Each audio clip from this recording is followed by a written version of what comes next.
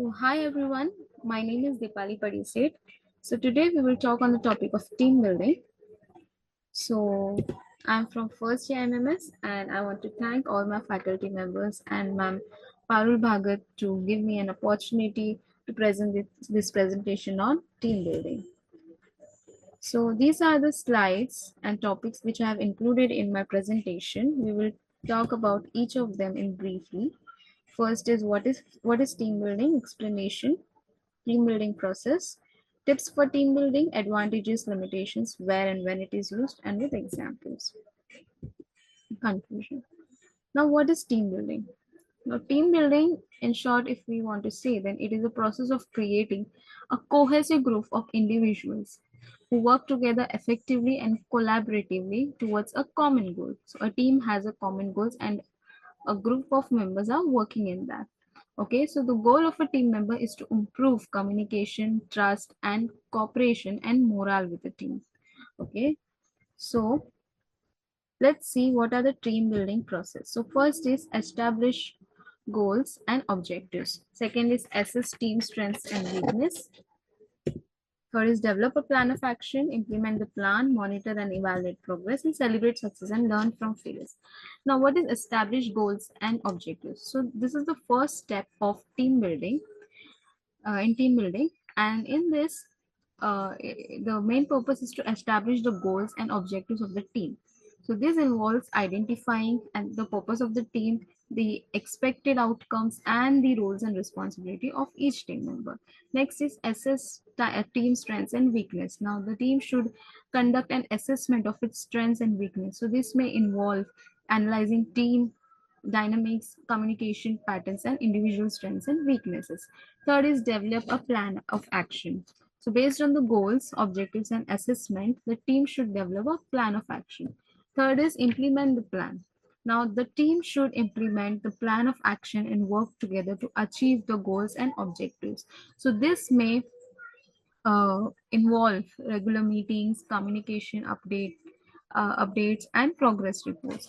Next is monitor and evaluate process. So in this process, the team should regularly monitor and evaluate process towards the goals and objectives. So this may involve uh, conducting performance evaluations and soliciting feedbacks from team members and making adjustment to the plan of action and as needed.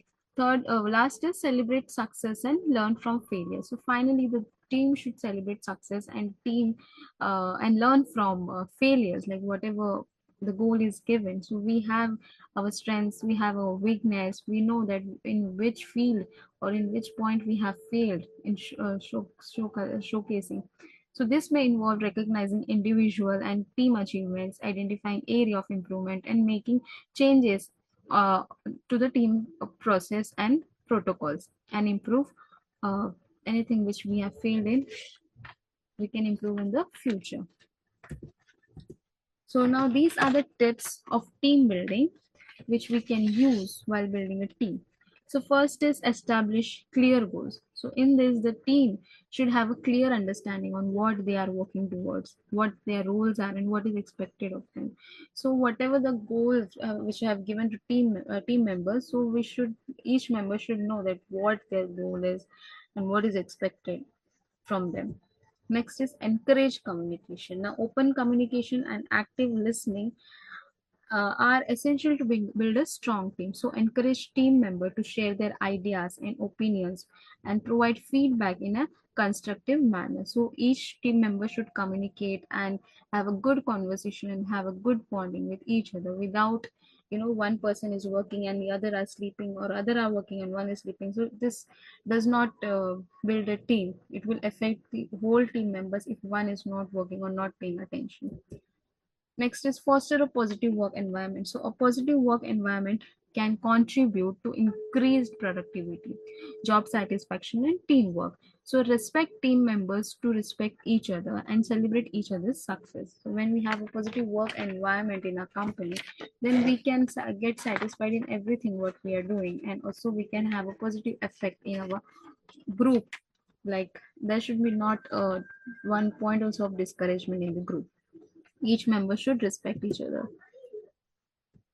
Develop trust. Trust is an important component of team building. If there is no trust, then we cannot move the team further or we can build a team further. So that's why trust is important. Encourage team member to trust each other and support each other. Encourage team bonding. Engage in team bonding activities such as team lunches, outing, and team building exercise. Like I've said, if you are working in a team and in other activities, if you are going separately, then you will not be able to know each other. So to have a good bonding, you have to go and sit with them while having lunch or while going out and doing team building exercises. So team building is an ongoing process that requires effort and attention from everyone involved. Now, let's see what are the advantages of improve of team building. So first is improved communication, second is increased collaboration, third is better solving, fourth is increased productivity, fifth is improved morale. So let's talk about improved communication. So now in this, team building activities help team members to communicate more effectively. Okay, so they learn to listen actively, share their thoughts and ideas openly, and work together to achieve common goals. So if suppose we are working in a team, then we need to communicate. When we communicate, then we can tell about our ideas, our opinions, and we can work together to achieve common goals. Next is increased collaboration. So increased collaboration. In this, a team should promote collaboration and cooperation among team members. So it helps in a team member to develop sense of trust and respect for each, leading to more effective and better factors. Okay, better outcomes. Now better solving. Now this, in this team building activities, uh, activities can help team members improve their problem solving skills by learning to work together to identify and resolve issues. Next is increased productivity. Effective team building can lead to increased productivity, improving communication, collaboration, and problem solving. Now, improved morale. In this, team building activities can help to boost morale and create a more positive work environment. So, team members feel more connected to each other and are more likely to enjoy coming to work each day. So if these, when having a team building, these are the advantages which we get when we are working together. We can improve the communication, we can have a good collaboration, we can solve better. There is we can like have an increased productivity and improve morale. Like we can be free with each other and talk freely with each other and can get together to know and can as a team. Now let's see the limitation of team building. So first is time consuming. Now effective team building takes time and effort, and it can be difficult to fit into a busy work schedule. Next is costly. Team building activities can be expensive sometimes, but especially if they involve travel or hiring outside facilitators. So when we like if we have some work or task which is outside, so we can there's a chance where we can we need to spend expenses. So this can be the limitations of team building. Third is limited impact. So the team building activities may have a limited impact if they are not followed up with ongoing support and reinforcement. Fourth is lack of alignment. Fifth is resistance from team members. Lack of diversity. So if there is a lack of alignment in the team, then the team will not work properly. And if team members resist for some things, then they will not be able to come to a conclusion. Lack of diversity. So these are the limitations of team building. Now, where and when team building can be used? Team building can be used in a variety of settings and situations, including corporate environments. Corporate environments, team building is often used in corporate environments to improve communication, collaboration, and productivity among employees. Non-profit organizations, team building can be used in this organization to build a sense of community and engagement among volunteers and staff members.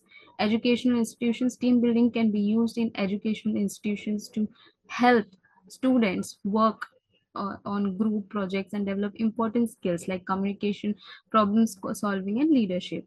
Sports team. So in this, we can use this team building to build trust and communication and collaboration among team members and improve team performance.